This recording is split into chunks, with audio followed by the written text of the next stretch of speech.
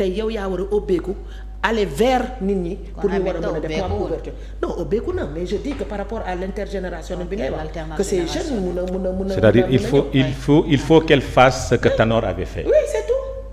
parce que beaucoup de jeunes yi nekk biir PS. le nouvel élan. Oui.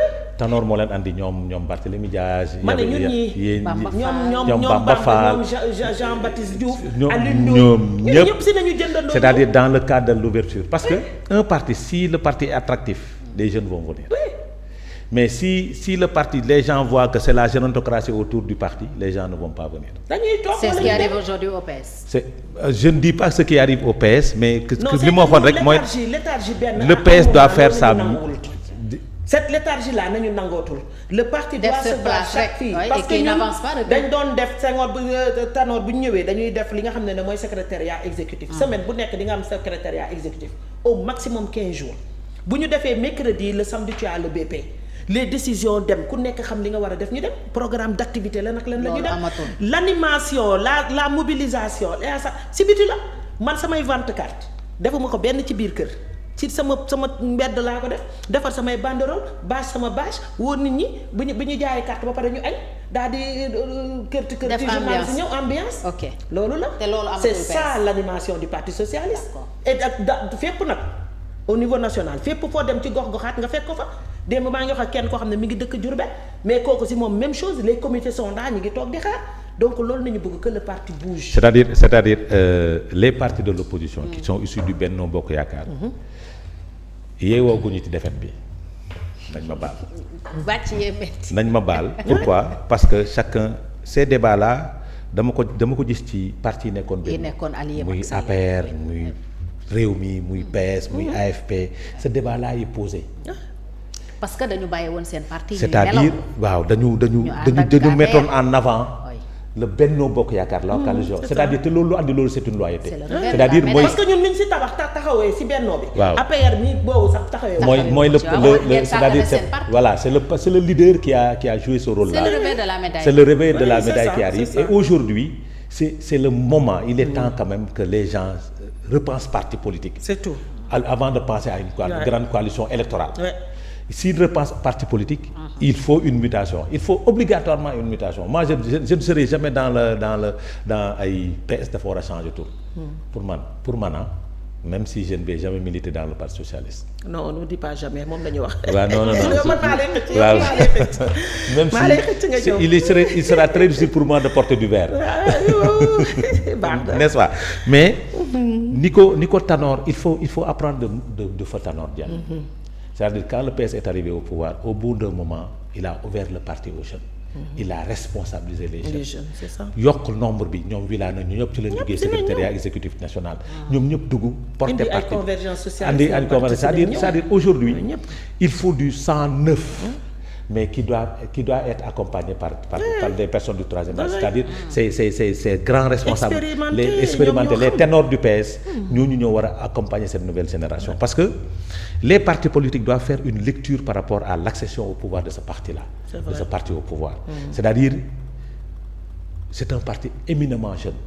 Man quand les gens disent que non diw mooy nekk président de l'Assemblée nationale may leen moom la ñu am. amuñu leneen. C'est tout. Les directeurs et autres là. Ils n'ont que des jeunes. Oui. C'est normal. Il faut qu'on ait un pouvoir qui regroupe des jeunes. amuñu leneen mais niñ ko doxalee ñoom bu ko doxalee yow. il faut apprendre des erreurs du PASTEF pour réorganiser son parti. Un parti politique bu deful animation politique moom ak zéro yam. Un parti politique bu deful animation politique moom ak zéro yam. Un parti politique qui organise pas ses renouvellements moom ak zéro yam. Gis nga le militant qui est en bas. Il se dit tout le temps diw la ñuy fal. xanaa fii ñii rek ñoo fi nekk ñeneen ñi c'est tout. xanaa ñun bokkuñu. Voici la difficulté. C'est ça, c'était ça avec le PS. C'était ça avec le Benno. Ce sont les mêmes personnes qui sont excepté Juliette ba mu ñëwee. Parce qu'elle est sortie de nulle part. C'est ça la vérité. kenn xamu ko woon excepté boobu mais li am ci problème parti socialiste moo am ci parti yëpp. Ce sont les mêmes personnes qui sont promues à des postes de responsabilité. C'est-à-dire des années. C'est Aïssatou Sow Diawara qui est député. Des années. xanaa amul ñeneen. C'est-à-dire amul ñeneen ñu am compétence bi wala taxaw. Serigne Mbaye Thiam ministre. Serigne Mbaye Thiam ministre. Tu sais même dans les mairies là moi je le dis parce que bu dee da nga ànd ak nit nga dem ce qu'on demandé à Macky 2 mandats mais ñu def ko foofu. boo demee nga am après léegi ñeneen ñi nekk nga am toujours ñoo lay booster. nga voilà c'est-à-dire am na ci kenn koo xam ne war na la mën a jàppale nga c'est-à-dire ko mu ñëw. il ne peut pas renouveler là tu vois doorul nekk loo xam ne dañu diw moo la. xam nga te aussi le problème des partis c'est le secrétaire général à vie. waaw ça aussi il faut qu'on la suñ demee bay imposer ci réew mi que nit ki président nga mën a am ñaari mandat mais nañ ko def ci institution yi c'est-à-dire que parti politique ñaari mandat nga am nga dem que syndicat ci ñaari mandat nga am nga dem mais su nekkee loolu ci consommateur kii nu mu tuddati association waaw c'est-à-dire quelqu'un qui est toujours connu moom foofu moo ko jiite tout le temps c'est-à-dire aujourd'hui waa ji mooy nekk chef partout privilégié prébendé lépp moo koy gàddu les militants qui sont en bas ils n'avancent jamais mais suñ demee ba ñu nekk ci parti boo xamante ne les gens n'avancent jamais ils vont sortir ou bien ils vont se lasser toog jàpp seen ñam il faut qu'ils apprennent de ça apporter les corrections nécessaires apprendre à renouveler les instances tous les 5 ans respecter ko